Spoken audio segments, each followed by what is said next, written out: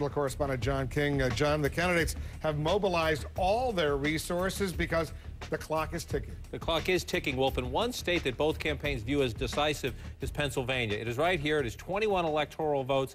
The Democrats have carried this state in every presidential election since 1988. But John McCain says he has to win it. To do so, he's up against an enormous Obama ground army, and he's hoping, Wolf, for support from voters who voted for another Democrat in the primaries.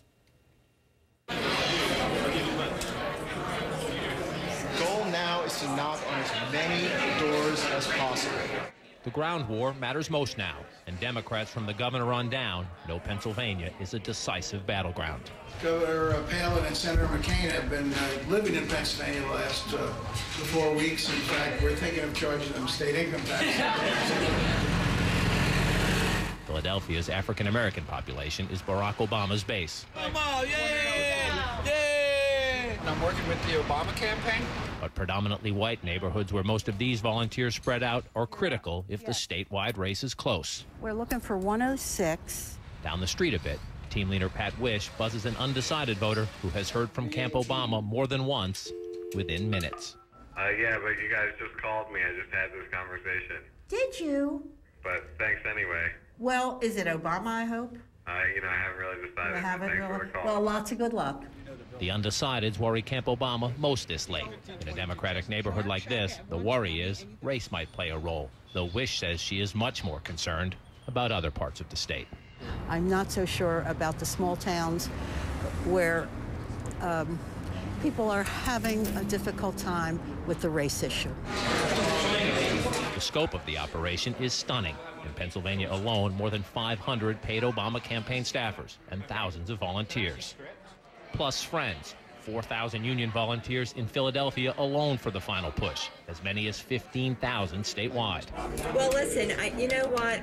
My dad was in the union for a long time. The smaller McCain ground army has 100 paid staffers in the state and roughly 15,000 volunteers, but is aggressively targeting union members who tilt conservative on social issues. It's like the defense of marriage and the rights of the unborn. Great. Thank you very much. The McCain effort includes veterans of Hillary Clinton's primary bid, like Joyce Levy, who say they can't back the Democrat who won. Barack Obama has a very thin resume. I think he's not qualified to be president.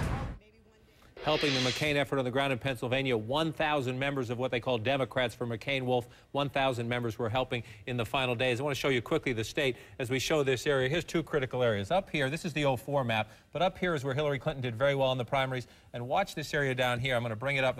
This is the key. I'll move this line over here and stretch this out just a little bit and show you. These are the Philadelphia suburbs, all blue from when John Kerry won it. The last time a Republican won this state is George H.W. Bush. Look at that. This is what John McCain needs to do. Not necessarily turn them all red, but do much better in these suburbs than any Republican has done since that race 20 years ago. And that's not an easy assignment.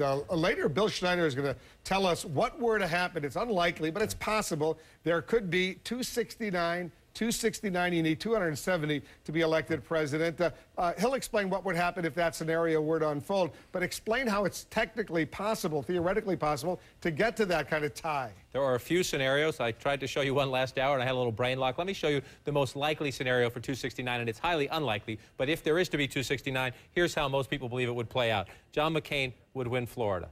John McCain would come up here and win North Carolina. He would make a dramatic comeback in the state of Virginia and get that. He would win Ohio. He would win Indiana. He would come over here and win Missouri. He would get these two states up here, North Dakota in the Mountain West and Montana in the Mountain West. Look where we are right now, Wolf. Colorado is 9 electoral votes. Take it off and switch it. There's 269, 269. Highly unlikely, but it is a possibility as we head into election day. And Bill Schneider is going to show us later this hour what would happen in terms of the Constitution, the House of Representatives, the Senate. It's a fascinating scenario to watch out, and we're going to watch it play potentially right here in the situation. Would make that Florida recount from 8 years ago look like the minor leagues. Well, wait till you see this report. All right, John, thanks very much.